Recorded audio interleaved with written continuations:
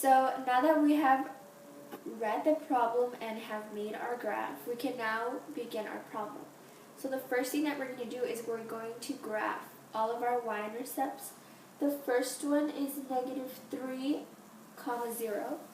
So I'm just going to plot that onto my graph. The second x-intercept that we're going to plot is 0, 0, which is also our origin. The next one is 1, 0, and then we have 4, 0. Okay, so now that we have plotted our x-intercepts, we're now going to want to plot our y-intercept, and this is going to be our range, and that is y is greater than -6. So we're going to go down to -6, and since y is equal to -6, we know that it's going to be a straight line.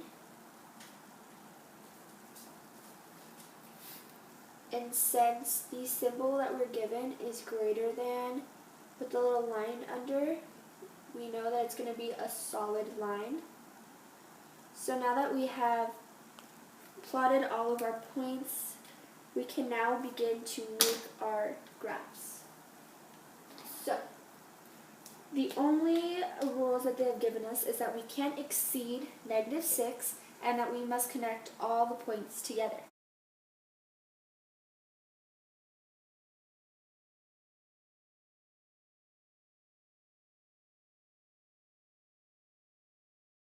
Okay, so now that we have drawn all three graphs, we can now analyze our results, and we know that we have been successful because all three of our graphs have the same domain range. So for the domain, we have a -infinity to a positive infinity, and for a range, we have -6 to a positive infinity.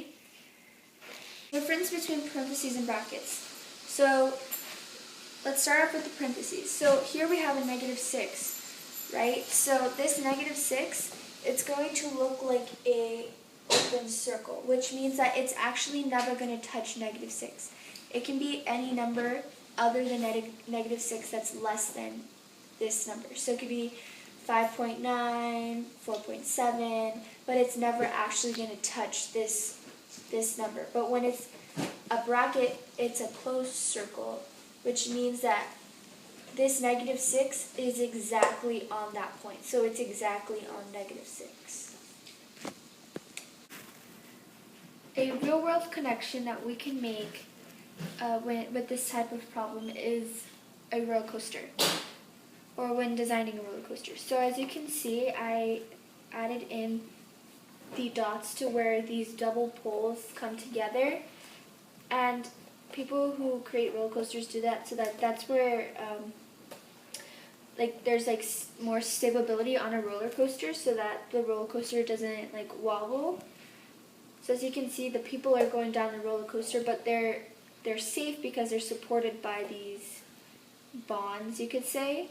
Also, the range of this roller coaster would be 12 to positive 115 feet, and the roller coaster cannot exceed those two restrictions, so it has to stay inside. Those are their the restrictions that it can't pass.